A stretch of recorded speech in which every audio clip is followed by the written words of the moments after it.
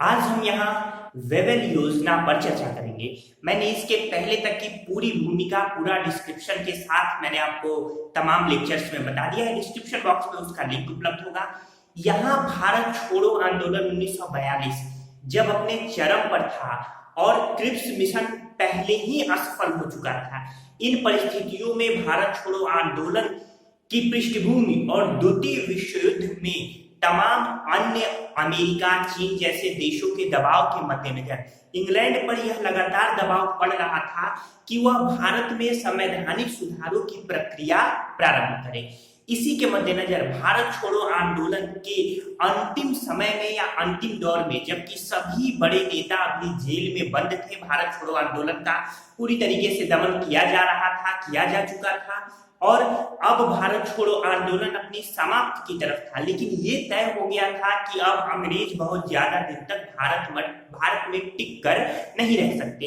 इन्हीं परिस्थितियों में ब्रिटेन के प्रधानमंत्री चर्चिल ने यहाँ एक गतिरोध यानी यहाँ की जो संवैधानिक सुधार थे उनको देखते हुए उनके मद्देनजर यहाँ के वायसराय को आदेश दिया कि वह एक योजना प्रस्तुत करे। यहाँ वायसराय वेवेल साहब ने अपनी योजना प्रस्तुत की, जिसे वेवेल योजना के नाम से जाना जाता है।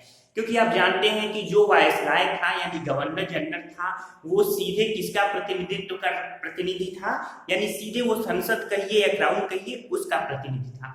तो इन परिस्थितियों में वेवेल योजना, जो कि 4 जून 1945 को प्रस्तुत की गई, वेवेल साहब ने 12 जून को बाकायदे रेडियो पर भारत में यहाँ प्रसारण करके अपनी योजना के बारे में पूरा डिटेल बताया। साथ में ये भी कहा वेवेल योजना के अंतर्गत कि जितने भी कांग्रेसी नेता जेल में बंद हैं या जितने भी नेता जेल में बंद हैं उन सभी को अभी ये रिहा कर दिया जाएगा और 25 जून को शिमला में एक सम्मेलन होगा। यूं कहिए कि वहां सभी जितनी भी पार्टियां वर्तमान में मौजूद हैं सभी पार्टियों को बुलाया जाएगा और वेवेल योजना पर विचार विमर्श होगा। तो इस तरीके से वेवेल योजना, जो कि 4 जून 1945 को प्रस्तुत की गई, लेकिन वेवेल योजना पर बातचीत के लिए शिमला में एक सम्मेलन आयोजित हुआ 25 जून को। यह सम्मेलन 14 जुलाई तक चला, लेकिन यह सम्मेलन तमाम गतिरोधों के कारण असफल हुआ। इस सम्मेलन की असफलता का प्रमुख कारण जो माना जाता है वो है जिन्ना जी की यह मांग कि जो कार्यकारिणी परिषद है उसमें नियुक्त होने वाले सभी मुस्लिम सदस्यों का चुनाव मुस्लिम लीग ही करेगी। यही सबसे महत्वपूर्ण मुद्दा है। क्यों? क्योंकि देखिए, कांग्रेस में बहुत सारे यानी बहुत बहुसंख्यक के रूप में अगर लीग के मुकाबले देखा जाए तो मुस्लिम थे, तो कांग्रेस में भी मुस्लिमों की संख्या थी। इसके अलावा पंजाब में संघवादी दल की सरकार थी जिसका प्रतिनिधित्व मलिक खिजर हयात खां कर रहे थे, जो एक मुस्लिम थे, लेकिन उन लोगों का मुस्लिम लीग से संबंध नहीं था। इन परिस्थितियों में जिन्ना जी की यह मांग कहीं से भी स्वीकार नहीं की जा सकती थी और वेवेल साहब ने इसे स्वीकार नहीं किया। यही सबसे प्रमुख कारण रहा। हालांकि जिन्ना ने वेवेल पर यह आरोप लगाया कि उनके कारण यह सफल हुआ, लेकिन वेवेल ने और भी तमाम जो राजनीतिज्ञ थे उन्होंने जिन्ना जी पर वेवेल योजना की असफलता का आरोप लगाया। तो ये सारी बातें, इन सारी बातों को हम क्रमागत ढंग से देखेंगे। सबसे पहले हम वेवेल योजना के प्रमुख बिंदुओं पर चर्चा करते हैं। आप हेडिंग डाल लीजिए, वेवेल योजना के प्रमुख बिंदु। क्रमागत ढंग से मैं आपको बता दे रहा हूं, आप नोट कर लीजिए। सबसे पहला जो बिंदु है यानी सबसे पहला वेवेल योजना, इसमें सबसे पहली बात कही गई कि वायसराय की जो कार्यकारिणी परिषद है उसको पुनर्गठित किया जाए तथा उसमें सभी दलों के प्रतिनिधित्व यानी सभी दलों को प्रतिनिधित्व दिया जाए। ठीक, जैसे मैं बोल रहा हूँ लिख सकते हैं, वायसराय की कार्यकारिणी परिषद का पुनर्गठन किया जाए तथा उसमें सभी दलों को प्रतिनिधित्व दिया जाए। परिषद में हिंदू यानी सवर्णों, ब्रैकेट में लिख सकते हैं सवर्णों, परिषद में हिंदू तथा मुस्लिमों की संख्या बराबर होगी। तो सबसे पहला यही कार्यकारिणी परिषद के गठन की बात की गई और सभी दलों को उसमें प्रतिनिधित्व देने की बात की गई। और उसके अलावा ये भी कहा गया कि कार्यकारिणी परिषद में हिंदू यानी सवर्ण और मुस्लिमों की संख्या क्या होगी, बराबर होगी। तो ये पहला पॉइंट था। इसके बाद से दूसरा पॉइंट, परिषद में वायसराय, परिषद में वायसराय, वायसराय यानी गवर्नर जनरल व सैन्य प्रमुख के अतिरिक्त, यानी वायसराय गवर्नर, जिसको गवर्नर जनरल कह सकते हैं, तो गवर्नर जनरल और सैन्य प्रमुख के अतिरिक्त शेष सभी सदस्य भारतीय होंगे तथा रक्षा विभाग वायसराय के अधीन होगा। यानी इसमें ये कहा गया कि परिषद में जो भी वायसराय है और सैन्य प्रमुख है उनके अतिरिक्त सभी सदस्य भारतीय हो जाएंगे, लेकिन रक्षा विभाग, रक्षा मंत्रालय अभी भी वायसराय के अधीन ही रखा गया। इसमें एक और बात ये कही गई कि जो भारत के बाह्य मामले हैं, यानी जो भारत की सीमा, आंतरिक सीमा की लिए जो सीमा वाले मामले हैं, इसको कौन देखेगा, यानी अभी भी ये पूरा का पूरा वायसराय ही देखेंगे। हाँ, भारत की आंतरिक जो रक्षा की बात है, तमाम चीजों की बात है, तो वो भारतीयों को उसका अधिकार दिया जाएगा। तो ये इसमें बात करेंगे। तीसरा पॉइंट, तीसरा है कि देखिए, आप जानते हैं कि गवर्नर जनरल के अभी भी अधीन बहुत सारे अधिकार थे, तो इसमें लिख लीजिए, यद्यपि गवर्नर जनरल के निषेधाधिकार, निषेधाधिकार ऐसे लिखिएगा, कर लीजिए, बेकार, वीटो, वीटीओ।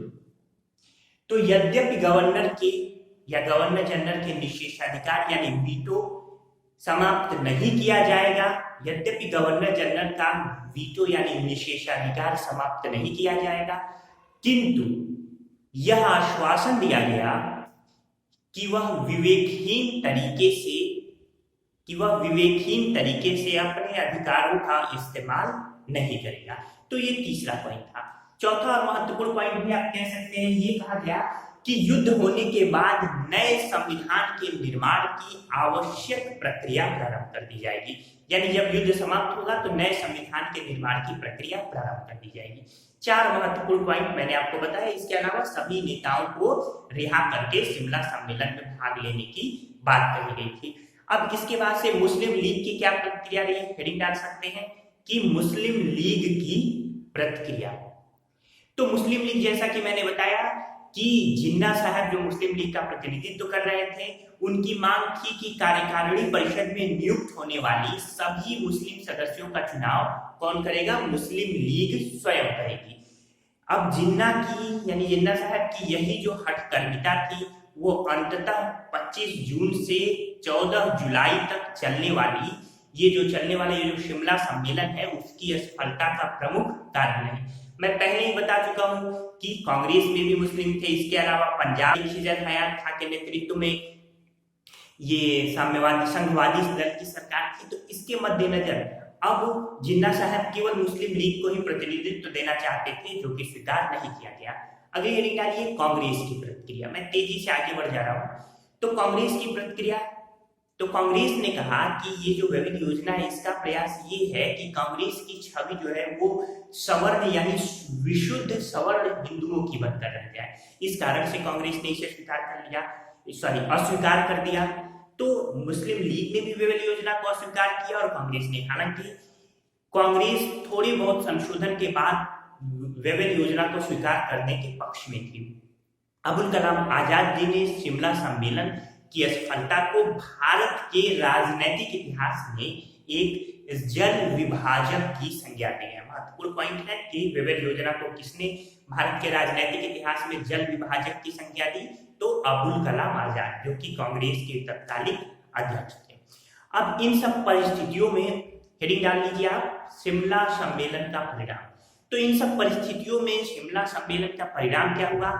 परिणाम यही हुआ कि जिन्ना जी हठकर्मिता कर रहे थे, यानी जिस हट को मान रहे थे और जिसके कारण यह योजना वो अस्वीकार कर रहे थे, अंततः 14 जुलाई को वेवेल साहब ने यह शिमला सम्मेलन को असफल घोषित कर दिया। इससे जिन्ना की जो स्थिति थी वो और सुदृढ़ हो गई, जिसका तुरंत 1945-46 में जो चुनाव हुआ उसमें परिणाम भी दिखा, जबकि मुस्लिम बहुल्य क्षेत्र में 86% सीटें यानी 86% मुस्लिम वोट केवल और केवल मुस्लिम लीग को मिले। आइए इसके बारे में चर्चा करते हैं। अगली हेडिंग डाल लीजिए 1945-46 के चुनाव। यहां मैं आपको बता दूं कि इधर 10 जुलाई 1946 को जो लेबर पार्टी यानी श्रमिक दल की सरकार थी इंग्लैंड में, उसने अपनी सत्ता संभाली। अब एटली साहब चर्चिल की जगह एटली प्रधानमंत्री बने। उन्होंने लॉर्ड पेंथिक लॉरेंस जो कि भारत के पुराने मित्र थे, उन्हें भारत सचिव नियुक्त किया। एमली की जगह, पहले एमली साहब थे, अब पेंथिक लॉरेंस साहब, अब ये भारत सचिव बने। इसमें उसी समय लेबर पार्टी सरकार यानी एटली साहब ने इनके मार्फत यानी ये एटली साहब की ओर से लॉरेंस साहब ने ये कहा कि भारत में केंद्रीय व प्रांतीय चुनाव कराए जाएंगे। इसके अलावा 19 सितंबर 1945 को यह भी कहा गया कि चुनाव के तुरंत बाद भारत का संविधान बनाने के लिए सभी राजनीतिक दलों की सहायता से एक सभा का गठन किया जाएगा। इन्हीं के मद्देनजर 10 दिसंबर 1945 को वेवेल ने संयुक्त व्यापार मंडल की एक वार्षिक बैठक हुई। तो संयुक्त व्यापार मंडल की वार्षिक बैठक में कहा था, बैठक में डबल इन्वर्टेड कॉमा लिख सकते हैं, भारत छोड़ो एक जादू नहीं है, अपितु सद्भाव, सहकारिता तथा धैर्य की आवश्यकता है। वेवेल का ये स्टेटमेंट था। आप जानते हैं कि अब द्वितीय विश्व युद्ध भी समाप्त हो गया था। ये अंतिम निर्णायक 6 अगस्त 1945 को और 9 अगस्त 1945 को लिटिल बॉय और फैंटम नामक 2 परमाणु बम क्रमशः हिरोशिमा और नागासाकी पर अमेरिका ने गिराया था। जी हाँ, ध्यान रखिएगा कि जो 6 अगस्त 1945 को अमेरिका ने जापान के हिरोशिमा पर परमाणु बम गिराया था उसका नाम लिटिल बॉय था, और जो 9 अगस्त को नागासाकी पर गिराया था उसका नाम फैंटम था। तो अब इन परिस्थितियों में द्वितीय विश्व युद्ध समाप्त हो गया था, ब्रिटेन पर भी दबाव पड़ रहा था भारत में संवैधानिक पहल सुधारों की। इसी बीच में जैसा कि पहले कहा गया था कि चुनाव होगा भारत में चुनाव हुए। चुनाव केंद्रीय और प्रांतीय दोनों हुए। केंद्रीय विधानसभा में कुल कांग्रेस को 102 में से 57 सीटें मिली और मुस्लिम लीग को 30 सीटें, यानी 102 सीटें कुल थी केंद्रीय विधानसभा में, जिसमें 57 जो सीट्स थी वो कांग्रेस को मिली और 30 यानी 30 सीटें मुस्लिम लीग को मिली। यहाँ ये बात जानना जरूरी है, अगला पॉइंट करके लिख सकते हैं कि कांग्रेस ने 91% गैर मुस्लिम मत प्राप्त किए, 91% गैर मुस्लिम मत, जबकि लीग ने 86% मुस्लिम वोट प्राप्त किए। तो ये पूरा का पूरा जो केंद्रीय विधानसभा में जो चुनाव हुए थे उसमें गैर मुस्लिम वोट 91% कांग्रेस को मिले, 9% लीग को मिले थे, और मुस्लिम वोट का 86% लीग को मिला, केवल 14% पर ही कांग्रेस विजयी हुई। इस तरीके से यानी 14% वोट ही कांग्रेस को मिले। इस तरीके से प्रांतीय भी चुनाव हुए थे। प्रांतीय चुनाव में बंगाल और सिंध में ही लीग को बहुमत मिला, मुस्लिम बहुल्य क्षेत्र था। इसके अलावा मद्रास में, बंबई में, संयुक्त प्रांत में, बिहार में, उड़ीसा में, असम में, मध्य प्रदेश में, इन सभी जगह कांग्रेस की सरकार बनी। इसके अलावा पंजाब में कांग्रेस, अकाली दल और यूनियनिस्ट पार्टी की संयुक्त सरकार बनी। तो ये पूरा का पूरा वेवेल योजना, शिमला समझौता और इसके बाद हुए 1945-46 के चुनाव के बारे में मैंने आपको बताया। इसके बाद से ये लॉरेंस साहब पहले ही अब भारत में संवैधानिक सुधारों की प्रक्रिया को अंतिम अंजाम देना चाहते थे, भारत को स्वतंत्रता की ओर ले जाना चाहते थे। इसी मद्देनजर 19 फरवरी 1946 को लॉरेंस ने यानी भारत सचिव ने भारत में एक मंत्रिमंडलीय शिष्टमंडल यानी कैबिनेट मिशन भेजने की घोषणा की, जिसमें लॉरेंस साहब खुद, क्रिप्स, फिर अलेक्जेंडर, ये 3 लोगों की बात कही गई। अंततः ये जो शिष्टमंडल था वो 24 मार्च को भारत पहुंचा।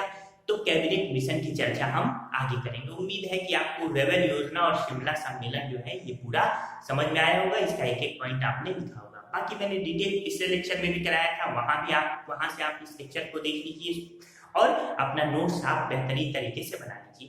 ध्यान रखिए, पढ़ने की रणनीति यही होती है कि आप उसको लेक्चर को सुने, पढ़ें, उस पॉइंट को अपनी एक किताब से पढ़ें, उसी पॉइंट को, बहुत ज्यादा नहीं, धीरे धीरे करेंगे पूरी किताब समाप्त हो जाएगी। उस पॉइंट को किताब से पढ़ें। इसके अलावा ये जो नोट्स आपने बनाया है ये नोट्स बनाइए और उससे आप बहुविकल्पी प्रश्नों को सॉल्व कीजिए। तो उम्मीद है कि आप ऐसा जरूर करें।